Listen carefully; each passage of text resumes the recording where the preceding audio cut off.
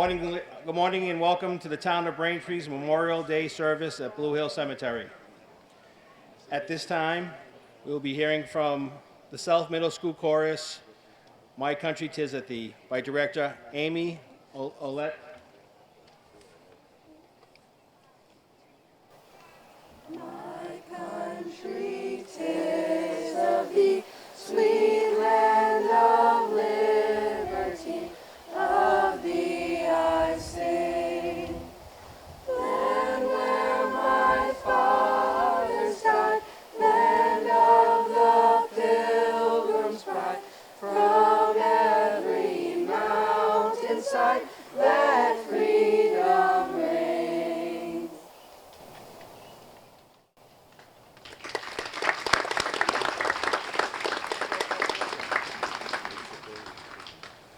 We will now have an invocation by Bert Tremley, the BVC chaplain.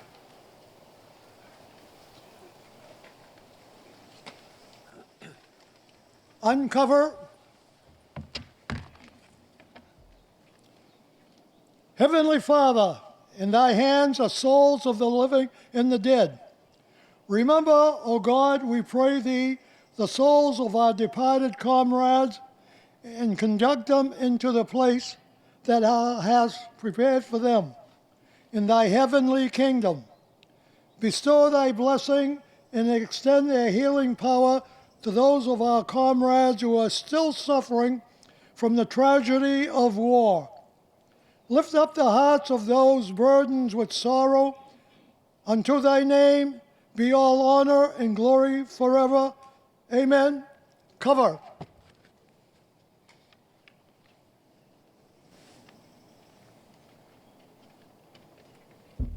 Thank you, Bert. Please be seated.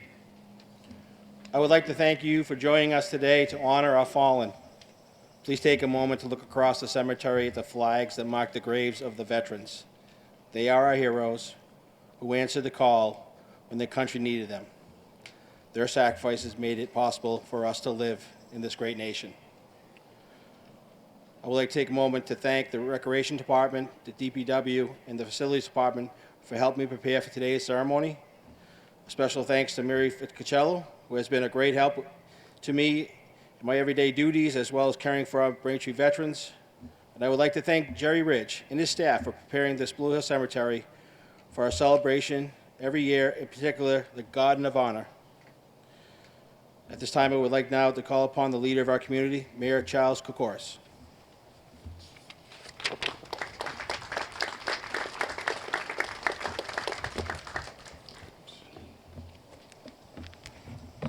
Good morning, everyone. Can everyone hear me in the back? Excellent. I'll try to keep my voice up so you can hear everything. I just want to thank everyone for taking the time to come here this morning and pay our respects for those who had made the ultimate sacrifice in ensuring our freedom. I want to thank our Veterans Agent, Vincent Fountaine, and Mary Fitzgerald for organizing this beautiful remembrance, and thanks to all the volunteers that placed these American flags on the graves of our beloved veterans.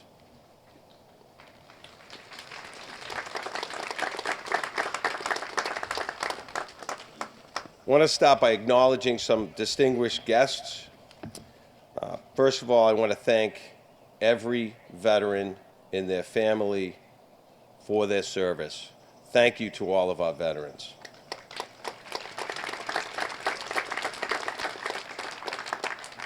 And we have, I'd like to recognize as well our post commanders. Our post commanders do great work every day on behalf of our veterans. And from the American Legion Post 86, John Bourne. From the Braintree Veterans Council, John Thompson. From the DAV Chapter 29, Francis Bayana, and from the VFW Post 1702, Robert Williams.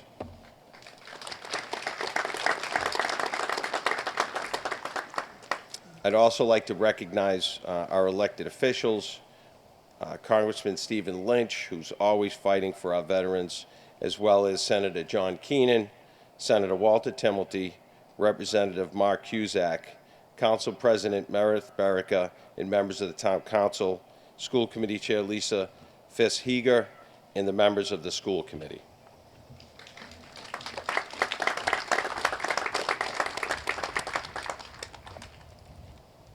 Absolutely want to thank the Ridge family for all the great work they do every year. It's just an amazing family who does so much great for our veterans in the community. And also want to thank our students at South Middle School in the choir for being here and supporting our veterans and those that have fallen. It is also my honor and privilege to recognize today's guest speaker, Commander Ronald Healey.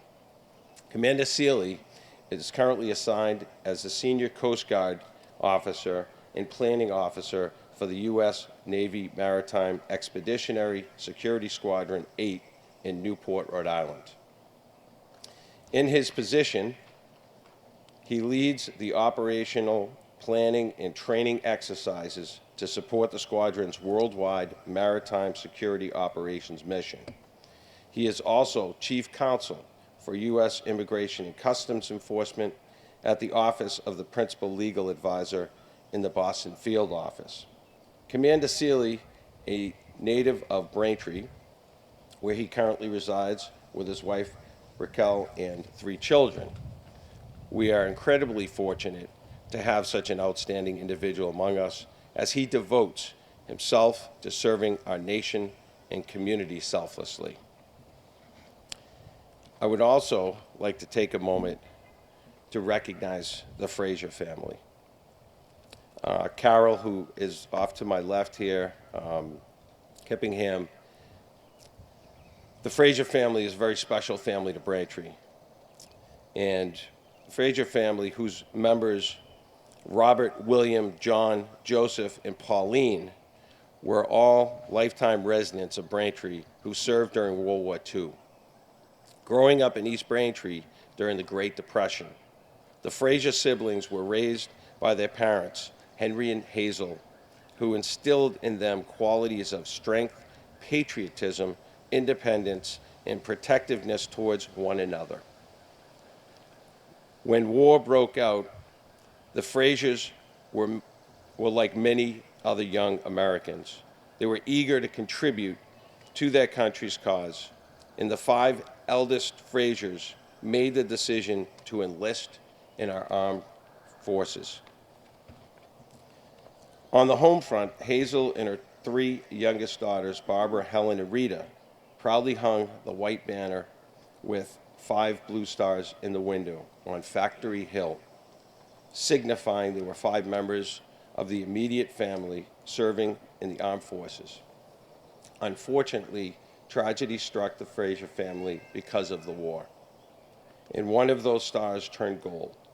Billy never fully recovered from his battle injuries, making the Frasiers a Gold Star family. The Frasier family's outstanding service during World War II is a testament to the unwavering patriotism and commitment to safeguarding the values and freedoms we hold dear. Through their valiant efforts, they have made an indelible mark on the annals of Braintree history, standing as an inspiration to future generations. In light of the Frasiers' outstanding service during World War II, including the poignant transformation of 1 blue star to gold, it is important that we take the time this Memorial Day weekend to honor the brave men and women who have made the ultimate sacrifice for our nation. Together, we join with their families in solemn remembrance of their loss. They selflessly laid down their lives to safeguard our nation and preserve our cherished freedom. Amidst the long weekend's events, it is crucial that we pause and reflect upon those individuals who cannot partake in the same activities due to their sacrifice. We are the fortunate ones, the privileged recipients of countless blessings made possible by those who have given their lives in service to our country.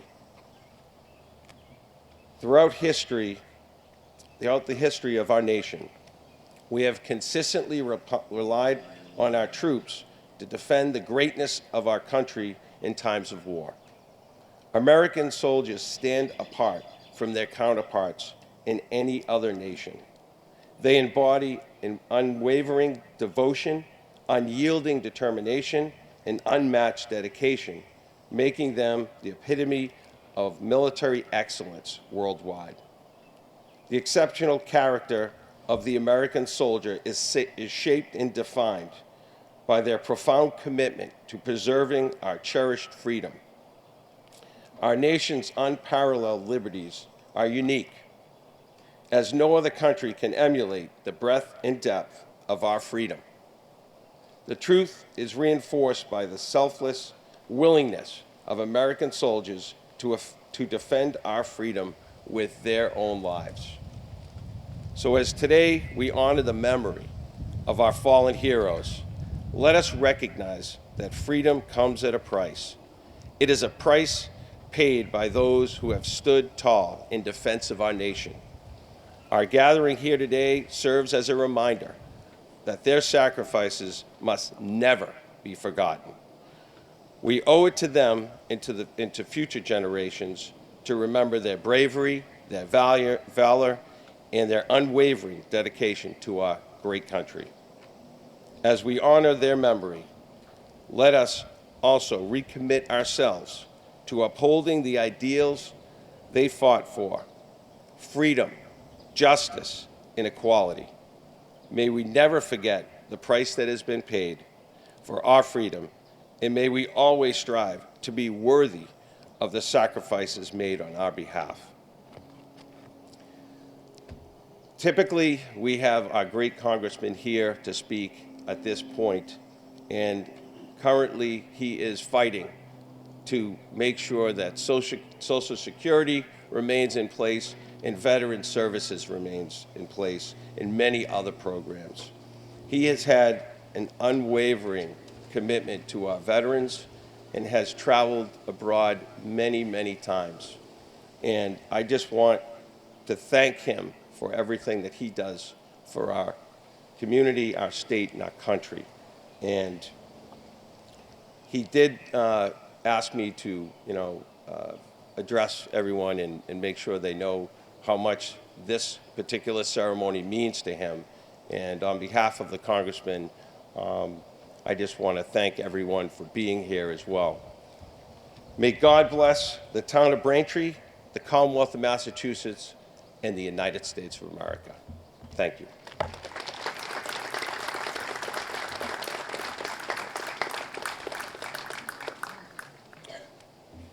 We will now have a few words from Walter Timothy.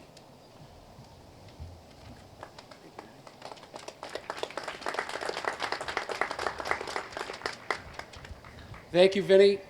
Thank you, Mayor Kokoris, Town Council President Baraka, Representative Cusack, Senator Keenan, members of the school committee, Town Council, but most importantly, of course, our veterans, our Braintree Veterans Council, who are represented by each and every one of our post commanders and so many veterans who are standing in our midst. We thank you for each and every day what you have done to protect us with your service and honor us with your presence. Today, of course, we are here to honor and remember the brave and courageous men and women, and we do so today as a member of the Braintree delegation, along with Representative Cusack and Senator Keenan and Congressman Lynch. Each and every woman and man who have served in our nation's military forces. Specifically, on Memorial Day, we remember those who have made the ultimate sacrifice to protect our freedoms. On this Memorial Day, we gather to reflect on the selflessness, courage, and commitment of those who have given their lives to protect our great nation and its citizens, just as Commander Healey has done for us. Commander, thank you. Moreover, we honor the sacrifices that our fallen heroes and heroines have made to preserve our freedoms, our way of life, and I would suggest the freedoms that many, many people the world over enjoy because of the sacrifices of the American military. It is important to recognize the many contributions of our veterans to our nation, of course.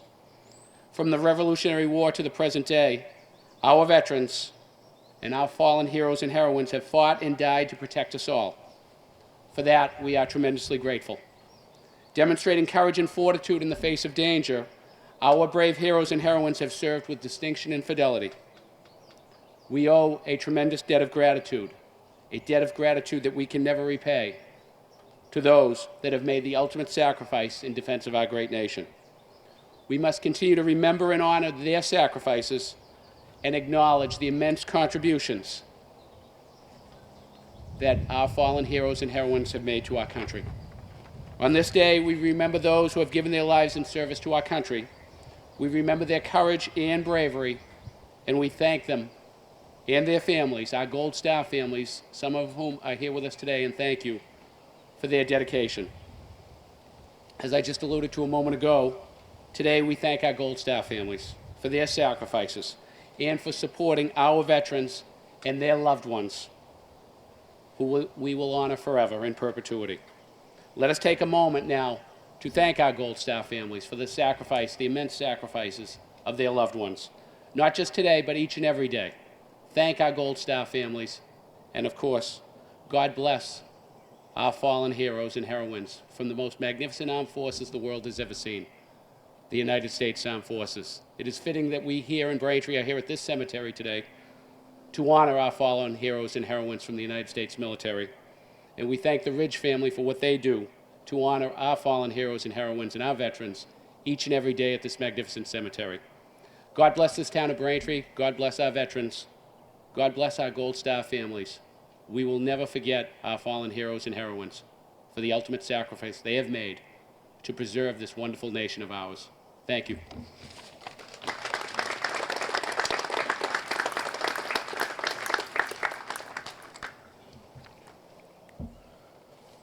We will now have the reading of the proclamation from the Governor of our Commonwealth, Maura Healey, by East Middle School student, Ambassador Kara. Sorry.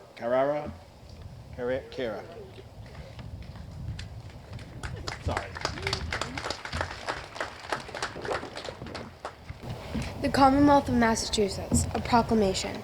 Whereas, while the nation was still in recovery from the horrors of the Civil War, people in cities and towns across the country gathered in honor of those Union and Confederate soldiers who had given their lives, celebrating the first Decoration Day. And whereas, after World War I, the nation came together again to honor those who had fallen in service of their country. Renamed Memorial Day, the last Monday in May, people remembered the honor of memory of all men and women who fought and died in the American wars, conflicts.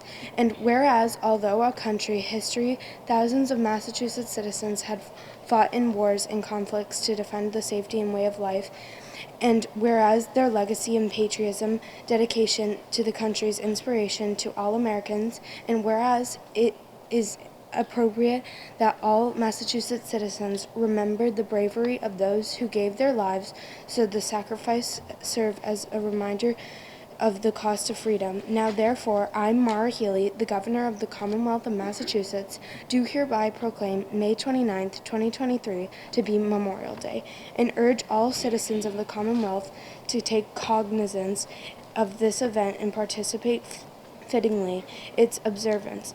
Given the Executive Chamber in Boston, the first day of May in the year 2023, and of the independence of the United States of America, the 246th, Her Excellency Maura T. Healey, Kimberly Driscoll, William Francis, God Save the Commonwealth of Massachusetts.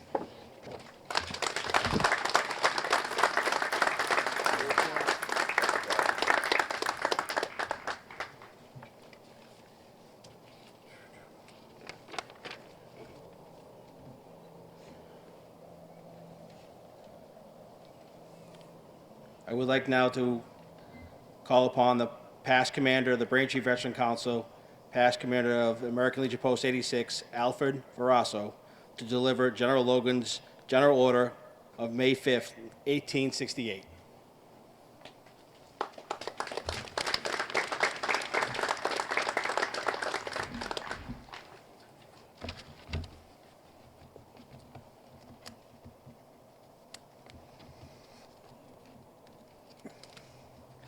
Headquarters, Grand Army of the Republic, General Order Number 11, Washington, D.C., May 5, 1868. The 30th day of May 1868, is designated for the purpose of strewing with flowers or otherwise decorating the graves of comrades who died in defense of their country during the late rebellion, whose bodies now lie in almost every city, village, and hamlet churchyard in the land. In this observation, no form of ceremony is prescribed, but posts and comrades will in their own way arrange such fitting services and testimonials of respect as circumstance may permit. We are organized comrades, as our regulations tell us, for the purpose, among other things, of preserving and strengthening those kind and fraternal feelings which have bound together soldiers, sailors, Coast Guard and Marines who united to suppress the late rebellion. What can aid more to assure this result than in cherishing tenderly the memory of our heroic dead who made their breasts a barricade between our country and its foes?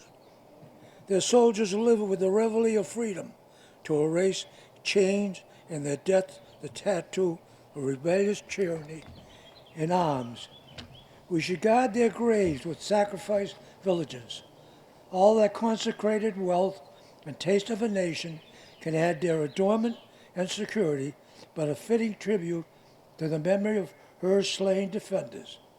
Let not wanton foot tread rudely on such hallowed grounds.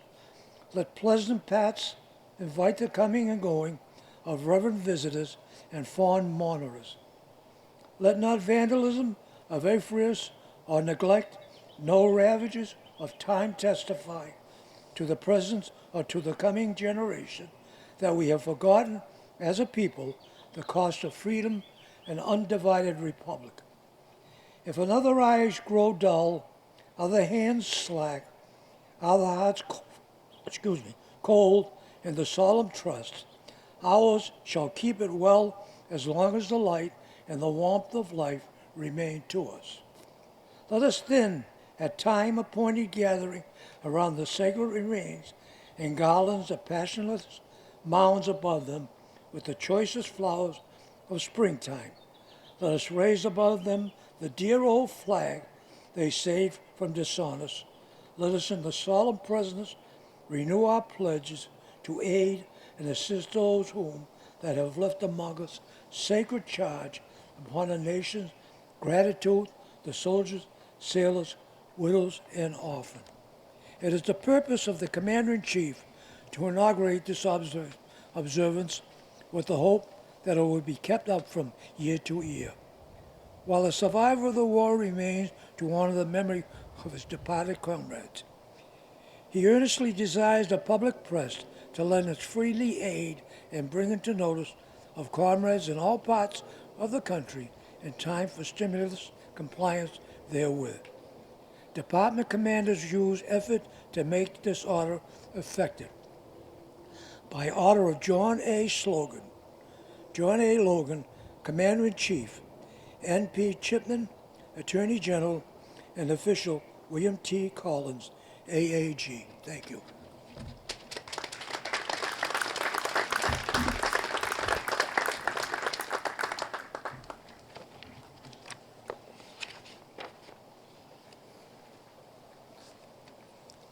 At this time, the South Middle School will be singing the Star Spangled Banner.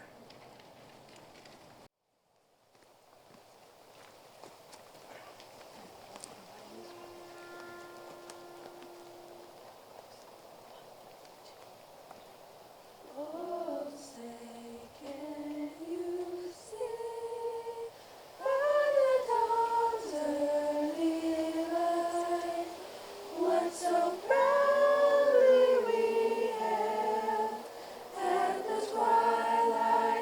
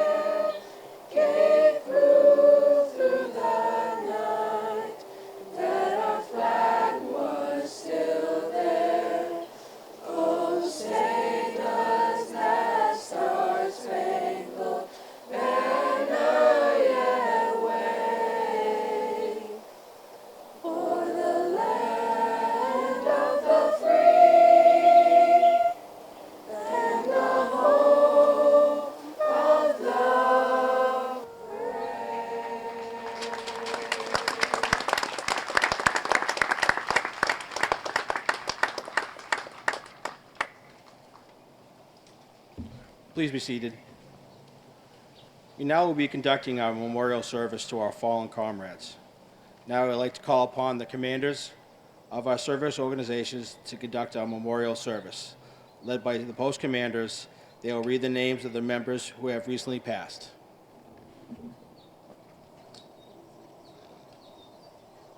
I have the list right here.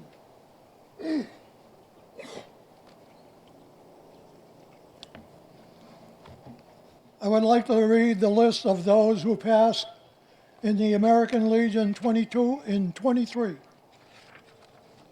Eugene Alexander, Alfred Bisson, Daniel Patrick Clifford, Gerald Connors, Lester Cuneo, Leo Donahoe, John Hester, Robert Horan, Executive Board Member Harvey Lyons, Jr., Louis San Miguel, Roger Mendello, Robert N. Tellier, Francis R. Wilson.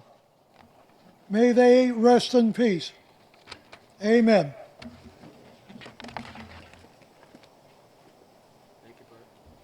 Please rise.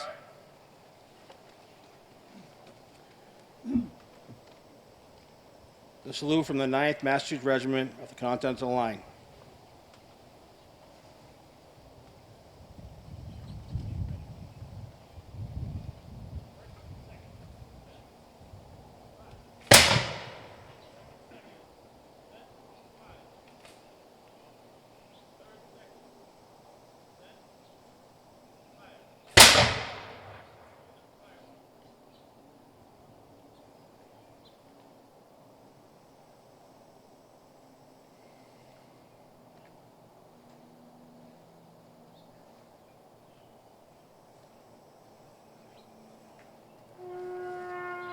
Present arms.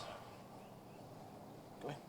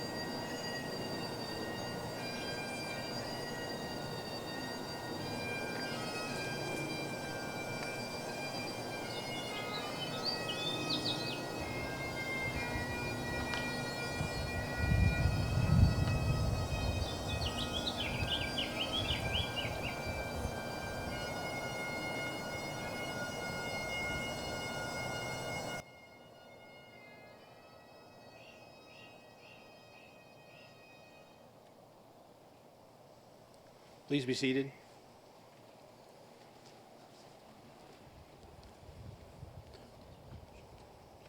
At this time, we will be hearing representative from the Frasier family, Carol Kippenhan. Thank you, Vinny. Good morning, everyone. It's so nice to see such a wonderful crowd. A few months ago, Veterans Agent Vinny Fountaine approached me while I was playing mahjong at the senior center. And he asked if I knew the Frasier family. Well, I smiled and I said, yes, I do. He began to speak of the unique situation of the five family members, all in the military that served during World War II. He said they were like the Fighting Sullivans. And the town would like to honor them today on Memorial Day. For those who don't know, the Sullivan brothers came from a blue-collar Irish Catholic family in Iowa. They joined the Navy after the bombing of Pearl Harbor, and they insisted on staying together. Sadly, all five brothers died when a Japanese torpedo struck their ship, the USS Juno, on November 13th, 1942. It was a movie that we watched as children. We also watched 30 Seconds Over Tokyo and Shores of Tripoli, Mrs. Minerva. But anytime the Fighting Sullivans was on Cinema 7 on a Sunday afternoon, all of us kids would be in front of the TV watching it. Because it was what we thought our parents were like when they were kids. Today, the town of Braintree is paying homage to them. For the Frasier family who grew up in Braintree on what is known as Factory Hill. It's the current site of the East Middle School. This is where Henry and Hazel raised their 8 children: Pauline, Johnny, Billy, Bob, Helen, Barbara, Joe, and Rita. It was a family brought up during the Great Depression, so you can appreciate the fact that they were profoundly affected by its history. This group of 8 were raised to be strong, patriotic, independent people who were very protective of each other and their friends. And they loved their hometown of Braintree. Dealing with the stress of the financial strain was very tough for the Frasier kids, and each member did what they could to help out. That included catching fish at Factory Pond. I hate to think of how healthy those fish were. Keeping a large working garden, raising chickens, and picking berries and currants at Old Arnold's farm, which is off of Middle Street. The boys often told stories of walking the tracks on as the coal trains passed on the East Braintree Railroad, and picking up the coal, putting it in a sack, and bringing it home so that they could heat the house. And now, as the Frasiers grew up in East Braintree, each attended the Jonas Perkins School. And I don't know if many of you remember that, but it was at the corner of Union and Liberty Street, across from the old Algiers Market. And we were told they were a force to be reckoned with. And we believe that when the Perkins School was finally demolished and taken down, it was the Frasier boys who took the sign and the school bell, and it's probably still around someone's garage. I would have to point over there at that crowd of Frasiers because they look like the type. Anyways, life was simple on Factory Hill. And they had many friends, including other town legends like Archie Keegan, Carl Johnson, and Dickie Bro. And like so many other Americans, their world just stopped and changed on December 7th, 1941, with the bombing of Pearl Harbor. The next day, Franklin Delano Roosevelt declared war, and like many young Americans, the fighting Frasiers were anxious to do their duty for their country. And it began with the oldest 3. Though it was a difficult time for all women did was pretty much take care of the men, and that really hasn't changed too much, Meredith. But our Auntie Pauline was a force to be reckoned with. She was the oldest sibling, and she was searching for an opportunity to serve. She was a real trailblazer. At the time, she played her part in history when at just 22 years old, she joined the WACs and became a pharmacist's mate. She grew skilled in many areas. She manages a lot of the offices, serving as a healthcare worker in Bethesda Naval Hospital in Maryland. John, the next one, the eldest son, worked as an electrician's apprentice at Bethlehem Steel. At the time the war broke out, Johnny already had one son and another on the way. But that did not stop him, and he decided he had to fulfill his call of duty. He enlisted in the U.S. Naval Service, and he served in the United States landing ship LST-103. He eventually earned the World War II Victory Medal. William, the second son, they called him Billy, chose the United States Marines as his path. He was married to a young Roberta, and together they had a daughter, Barbara Gill. Young Bill, at 20 years old, was determined to serve his country, like his older brother and sister. He headed off to Paris Island for basic training and became a proud Marine. He fought in the mix of many battles, including Guadalcanal and the fierce fighting in Saipan. He was seriously injured there and came back to a hospital in the United States. These three led the way for the youngest 5 Frasier children. Bob, my dad, was next and eager to enlist, but Hazel would not let him because he was just turned 17 and she would not sign his papers. So as an alternative, he served in FDR's Civilian Conservation Corps in New Hampshire. And for those that don't know about this, it was an organization put together by FDR so that the young men who were not old enough to serve in the war could work on environmental projects, building roads and bridges. While working here, the family suffered the loss of their father, Henry, to pneumonia at the young age of 42. Bob came home, and as soon as he turned 18, he was going to enlist in the Army, but when he went to enlist, he saw a big billboard with a Marine on the sign with 2 young women holding both arms. So he decided that was the way he should go, and he became a proud United States Marine. He enlisted and served his active duty on the USS New Mexico, the flagship and queen of the Pacific Fleet.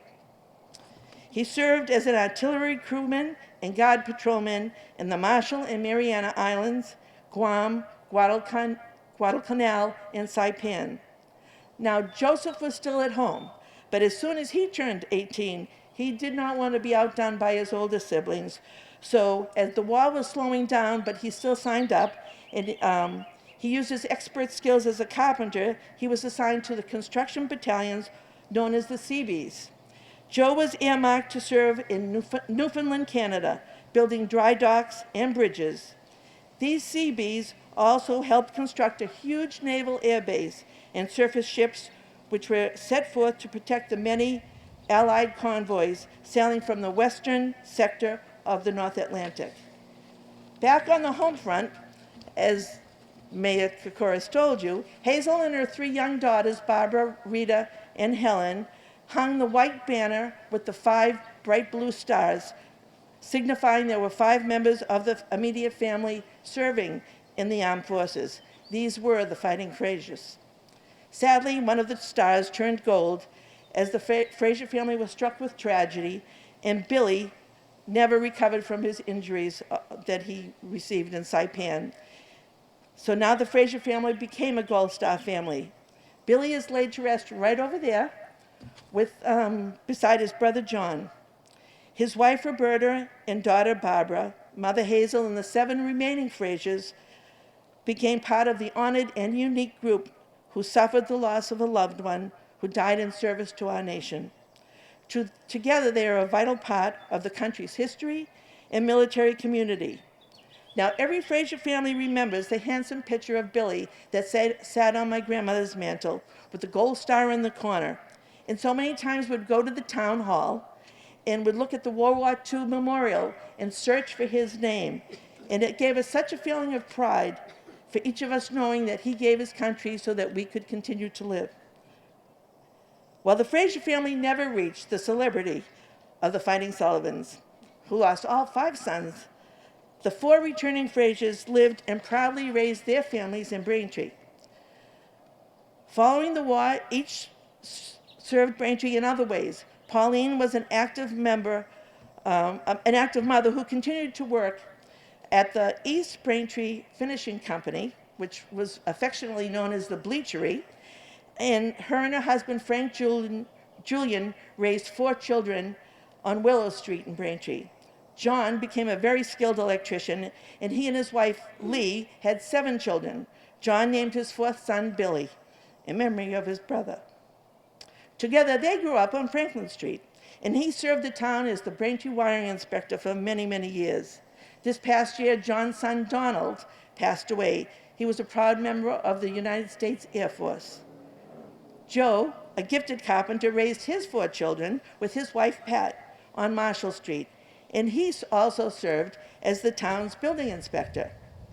Bob became a master plumber and served on many boards, including the Board of Selectmen, and he represented Braintree in the State House. He and his wife Mary brought up their 10 children on Pearl Street. On a recent visit to Washington, D.C., while my dad was still alive, we noticed all of the veterans that were there, honoring the 16 million men and women who served in the armed forces and those who supported the war effort from home. It was an amazing sight to see.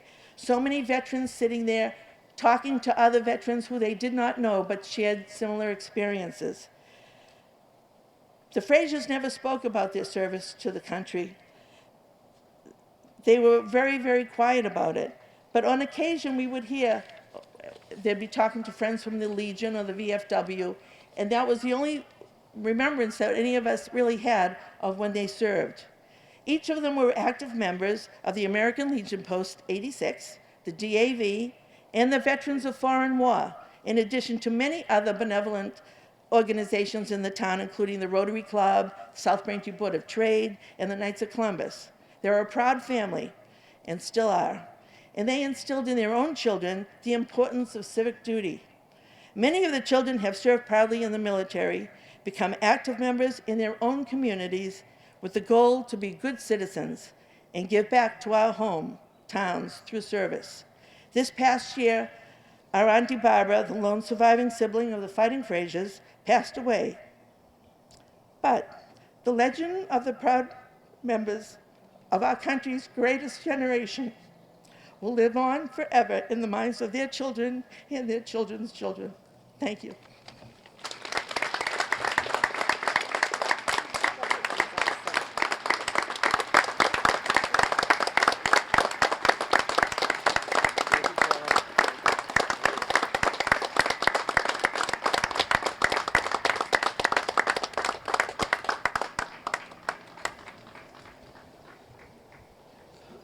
I would like to now introduce our guest speaker, Commander Ronald Seeley, and good luck after that one.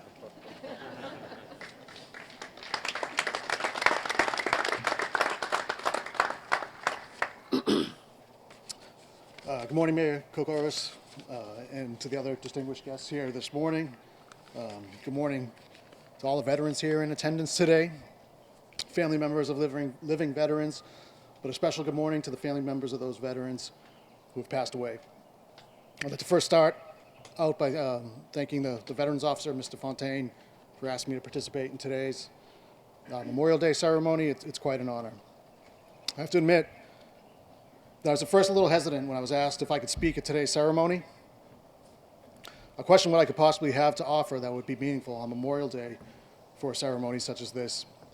But I only hesitated for a moment because it's a privilege to help honor those who made the ultimate sacrifice for our country and our community, and I'm grateful for the opportunity. When I was trying to think about what Memorial Day means or should mean to all of us, I kept coming back to this idea of gratitude. I come from a family with a proud history of military service, and I'm extremely grateful for the example of service that they have set for me and for all of us. My grandfather is buried here in Blue Hill Cemetery just a few yards away, and he served in the Army in World War II. 4 of my uncles served in the armed forces, 4 of my cousins, my mother's husband, my father-in-law, among others, and my nephew and niece are currently on active duty in the Marines and the Army, respectively. I'm incredibly grateful and honored to share this tradition with all of them, and I'm particularly grateful for the example that my niece and my nephew share and set for my children. This tradition doesn't belong to my family alone. It's been shared with literally millions of American families over the 250 years of our country's existence. Included in those families are the families that have had to bear the unfathomable weight of the loss of a loved one who gave their life in service to our country. And it's on days like today when we stop to remember that we honor their families by continuing to serve our country and our community. Every day that I and others have served or continue to serve is an opportunity to honor those who made the ultimate sacrifice for our freedom. Like many others before me who've had the opportunity to serve, I'm extremely grateful that our communities at home, like Braintree and others, are so strong in not only providing support to our military personnel and families, but also maintaining the bonds of our community.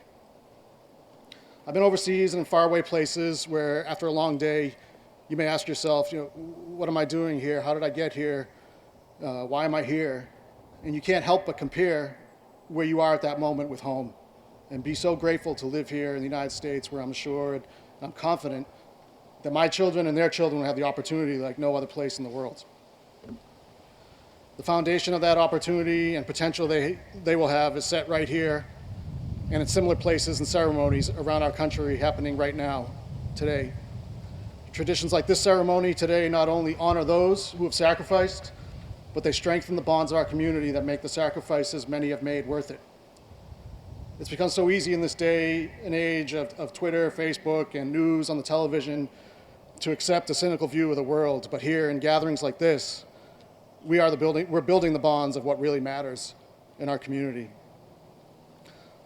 I want to repeat here what I said to the post-86 Legion members a couple of months ago when I introduced myself, and the following doesn't only apply to Legionnaires, but to those members of the VFW, DAV, and to all other military and even non-military service organizations alike.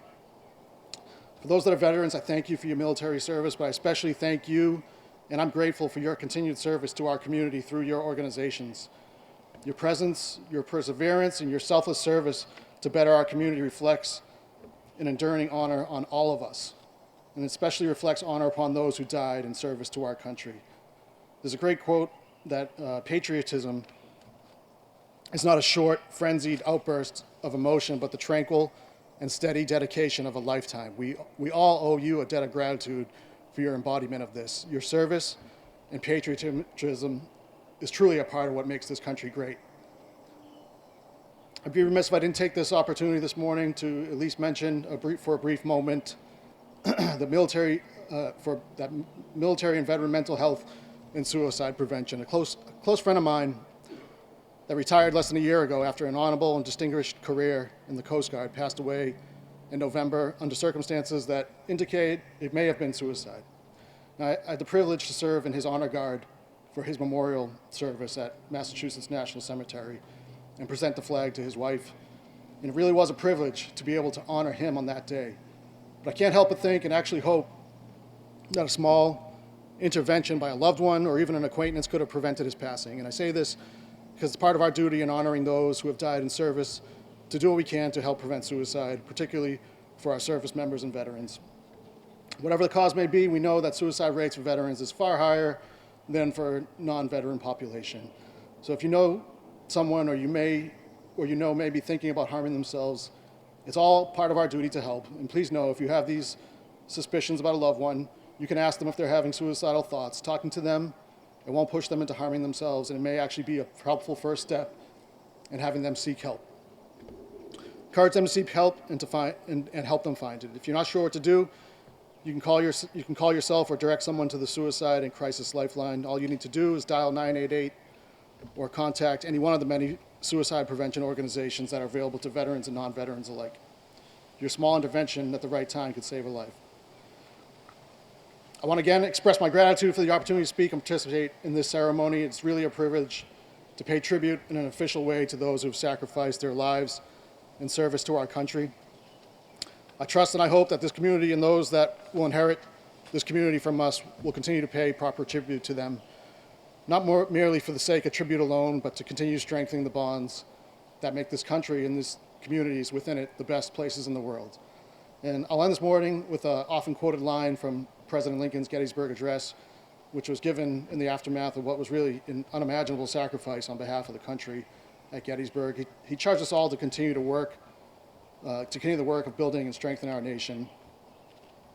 It is for us, the living, rather, to be dedicated here to the unfinished work which they who fought here have thus far so nobly advanced. It is rather for us to be here dedicated to the great task remaining before us, that from these honored dead we take increased devotion to that cause for which they here gave their last full measure of devotion, that we here highly resolve that these dead shall not have died in vain, that this nation under God shall have new birth of freedom, and the government of the people, by the people, for the people, shall not perish from the earth. Thank you all. Please have a great, grateful, safe, and wonderful Memorial Day.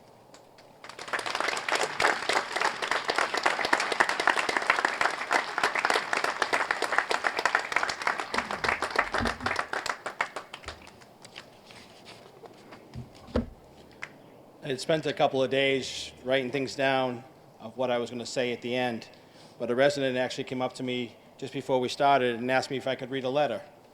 The letter, it just says Jerry, and it's by David Becky. And this gentleman was with Jerry, who was a resident of Braintree, when he died in Vietnam. And this letter is left at his memorial in town. We met over there in the land 10,000 miles from Braintree. We were young warriors, Marines, with clear eyes and brave hearts. You broad shoulders from lifting weights and playing hockey, me rail thin and still boyish awkward. Together, we fought terrible battles in the mountains from foxholes quickly dug while the rounds descended upon us, in rivers and in the mud, chest high, in the rice paddies as the rain pounded as hard as our hearts. We never ran away from our fear, much as many of us wish we did. You were different, though. Didn't dread the withering fire. Were you born brave? Your leadership and crisp orders gave us hope and guidance. We thought you were invincible. Then one day, in the terrible era we called the Riviera, you fell. It happened as we were leading your men, as usual, standing there, firing, while some hugged the ground with sweat-drenched bodies. Our noble enemy always targeted the leaders, the bravest fighters. For your bravery, your country bestowed the Silver Star upon you, but this moment stands as symbols of respect. You are a true hero, Jerry. You will never be forgotten, and we know that you don't sleep here, but instead continue, stand watch, so that we may rest, safe and secure. Semper Fi.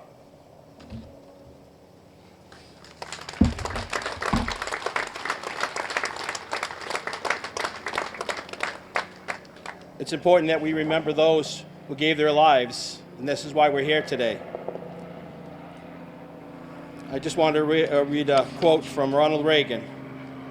Freedom is never more than one generation away from extinction. We didn't pass it to our children in the bloodstream. It must be fought for, protected, handed from one to the same.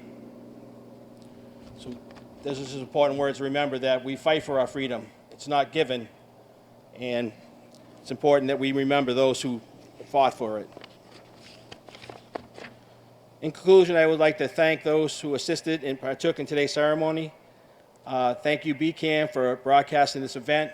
I also would like to thank 3 former veteran service officers that are here today. They paved the way to the job that I do today. June Noonan, Peter Chavone, and Richard Walsh. Thank you for your guidance and your mentorship. I also like to please join us for a collation at the Sons of Italy Hall at 161 King Hill Road. Have a great remainder of Memorial Day weekend, and thank you for coming.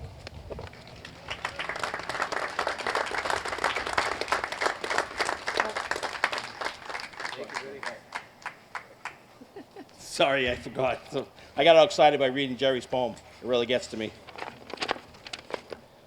Could I get the benediction from Bert Tremley?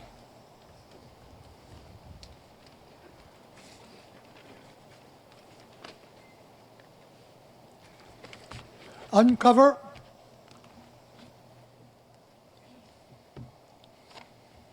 Heavenly Father, in the hands of the living and the dead, remember, O God, we pray thee, the souls of our departed comrades, and conduct them into the place thou hast prepared for them. In thy heavenly kingdom, bestow thy blessing and extend thy healing power to those of our comrades who are still suffering from the tragedy of war. Lift up the hearts of those burdened with sorrow. Unto thy name be all honor and glory forever. As we depart this place of honor, we ask God that you drive home safely and protected. Amen. Cover.